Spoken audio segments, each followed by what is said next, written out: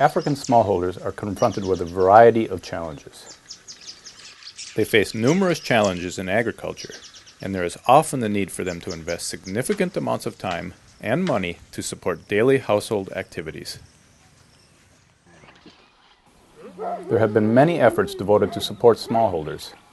This has resulted in a number of aid organizations focusing on areas such as low agricultural productivity, underdeveloped infrastructure, poor access to energy, clean water and sanitation, as well as ill health. Despite the many accomplishments, there are still many challenges to overcome to achieve real and lasting change. But are there alternatives to aid? Can market-oriented approaches be a pathway to improve rural livelihoods? Is it possible for the poorest of the poor to buy their way out of poverty? This film presents a market-oriented initiative to promote sustainable development through the introduction of simple technologies in targeted villages in Nyanza province in western Kenya. More specifically, the film focuses on the early successes of the diffusion of cook stoves and rainwater harvesting and storage systems, and the main challenges with sustaining the initiative.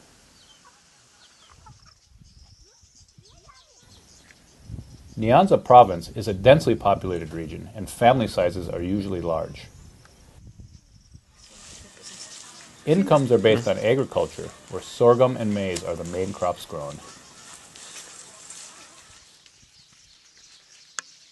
As land plots are usually smaller than 1 acre, incomes are often supplemented by activities such as growing fruits and vegetables, rope making, and basket weaving.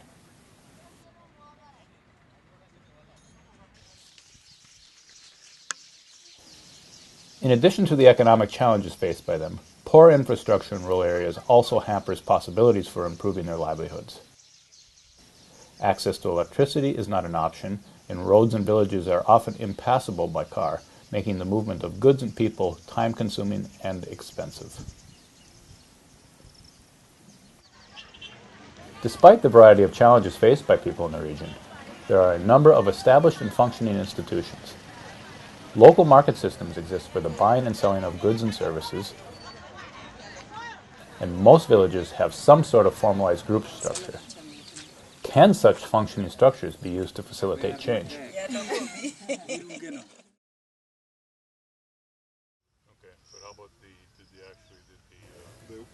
Researchers at Luxus, along with a local entrepreneur, set out to explore if local institutions can be used as a pathway for change. The initiative began with researchers providing modest amounts of startup capital and also offered support for business startup activities, including business and marketing strategies. They then followed the different developmental stages in order to better understand both the possibilities and challenges of the initiative. The business, Decades Enterprises, is managed by Benson Otieno Gudu, the local entrepreneur. He addresses existing challenges of daily life by selling technologies that promote social, economic, and environmental sustainability, with a focus on cooking and access to clean water. The whole business idea, the whole business plan is to use the seed money to buy the stoves, sell it to the communities who need them, and then I later on get the payment back, the payback, then reinvest the same money to buy more stoves so that I can sell to other communities also. Benson also acts as a bridge between consumers and local craftspeople in the design and production of products that meet the demands of everyday use. I work with the producers and the customers on any smaller improvements that can be made on stoves and the water systems.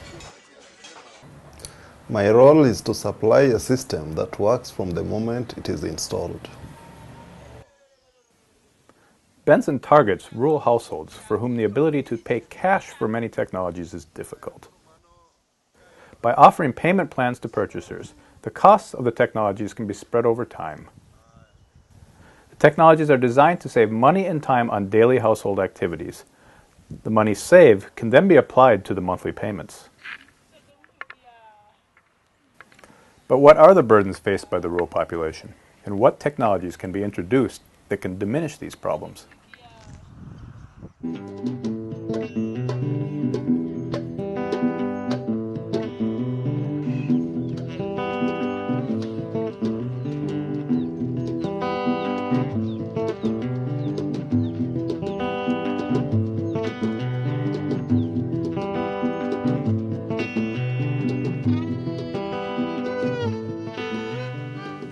Almost all cooking is done indoors over an open fire between 3 stones. This technique is inefficient, consuming large quantities of fuel wood. The technique also produces large amounts of indoor smoke. The smoke, a serious health problem, causes respiratory diseases affecting women and children most. Decades Enterprises' smoke-free stove is developed in collaboration with buyers and local producers. The stove consists of 3 parts: a tin chimney leading smoke outside the kitchen, a specially shaped clay stove, and a steel plate to accommodate different pan sizes. Surveys show that the stove uses less than half the wood of the 3-stone technique, saving either money spent on fuel wood or wood collection time. All parts are produced by local craftspeople, creating additional business opportunities for them. A complete stove costs roughly $14 corresponding to the actual fuel wood savings by using the stove over a 4-month period. The goodness of this stove is that it saves fuel, and then I get a smoke-free kitchen. I used to use the 3 stones. I used firewood for 100, but since I got the stove, the smokeless stove, I'm using 50 bob for 2 days.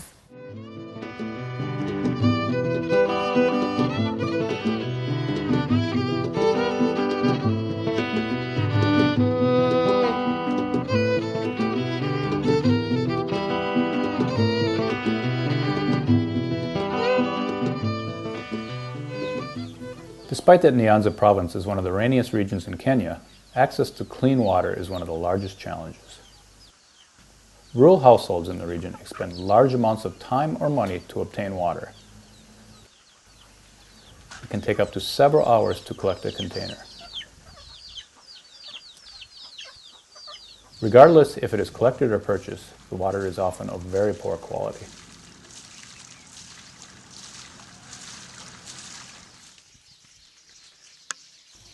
The rooftop water harvesting and storage system makes use of a tin roof used on most dwellings. It consists of a black plastic tank with a tap at the bottom, gutters, and a pipe to connect the gutters to the tank.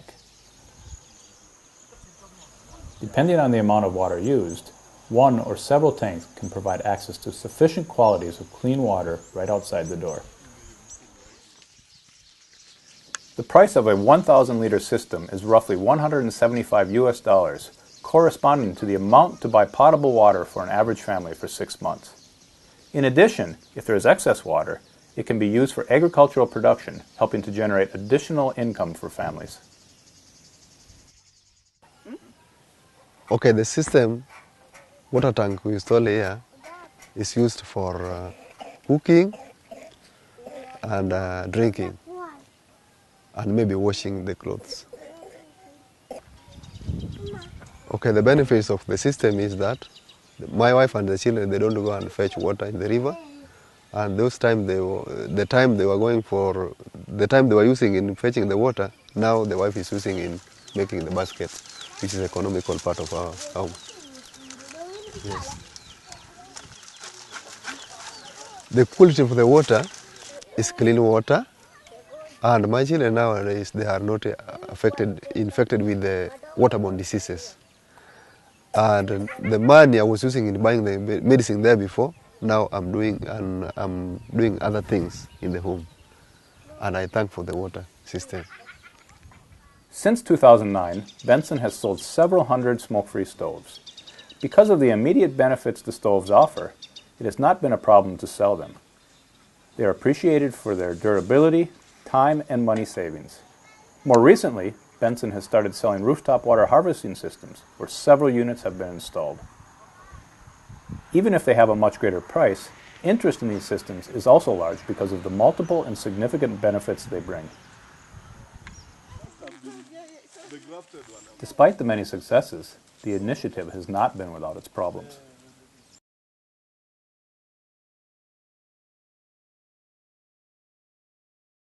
The business faces many challenges, and one of the biggest problems that I have is receiving back the money for the innovations. Aid organizations have been very active in the Nyanza province. It has therefore been difficult for users to realize that this is not an additional aid project. It is important for people to understand that this is not an aid project, and the money that they borrow must be paid back. Building and maintaining trust between Benson and the buyers is essential. If the technologies are not paid back, Benson runs the risk of running out of capital to finance additional systems. The buyers must also be assured that they are receiving a quality product and that Benson will not disappear with their down payment. As the finance plans can last for several months, a challenge for Benson is to maintain contact with the buyers through the entire finance period. An important part of Benson's work is to develop and test strategies to establish and build trust between him and buyers. This work includes frequent contact with villages to sell, install, and check on customer satisfaction with past technology sales. Building trust is very important, and one way that I do this is by selling for them the stoves first. Then I can sell for them the water system, which is more expensive. I will have confidence that they will pay back for the water systems. And likewise, they will also have confidence in me that I will not disappear with their money. Benson, together with the research team, have worked to improve the business model. This has included tackling issues of trust and improving technology repayment options. For purchasers to understand that this is not aid, Benson has now introduced written contracts for all buyers. The contract is signed by Benson, the purchaser, as well as a witness from the village.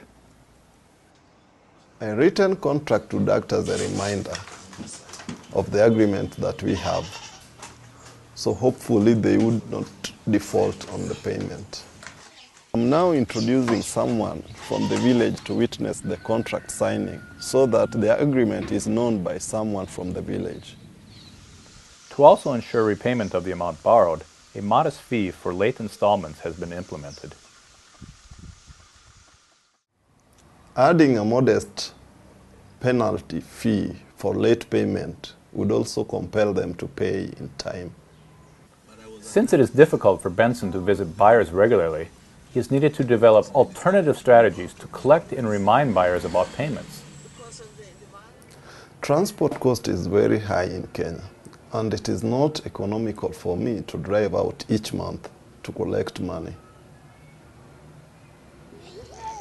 Since many people have got mobile telephone, one payment option is to use the mobile money transfer system. There is a charge for the service, but it is small as compared to the transport cost. It is also easy for me to keep the records of the payments in my phone. The use of the system has been very successful, and many buyers are now using the telephone for payments. Benson also uses the phone to send text messages to remind users about late installments. The initiation of the written contract, the village witness, and the late fees have improved repayment rates significantly. It has also created an atmosphere of shared duty within the village. Despite all of the measures, there is still no guarantee of repayment. For the initiative to be successful, effective and broad-reaching technology diffusion is essential. How and who Benson targets villages in the province is important. using village groups that have been formed for other purposes is one easy way to reach buyers. The village groups are mainly formed to attract specific aid projects. I can use these groups to get many potential buyers at one particular time. So what is best for me is to use the groups to attract many potential customers. But the agreement must be between me and individuals and not between me and the groups. This is because the groups might dissolve as soon as the aid projects are finished, and the agreement that we had might not be valid anymore. Although we still don't know if people in the Anza province can buy their way to healthier, more prosperous, and sustainable lives, the results of the early phases of this initiative have shown the potentials with market-based approaches. A main message from the initiative has also revealed that for a market system to be effective, it is essential that there are immediate improvements for users in the form of the savings of time or money, where, for example, this savings can be used for other income-generating activities. Despite that there have been numerous successes with the initiative, additional challenges will continue to arise. There are still many uncertainties in how to up and outscale the initiative. Future research will serve to reduce uncertainties by testing the approach with new technologies, as well as assessing the initiative in other social settings throughout Africa.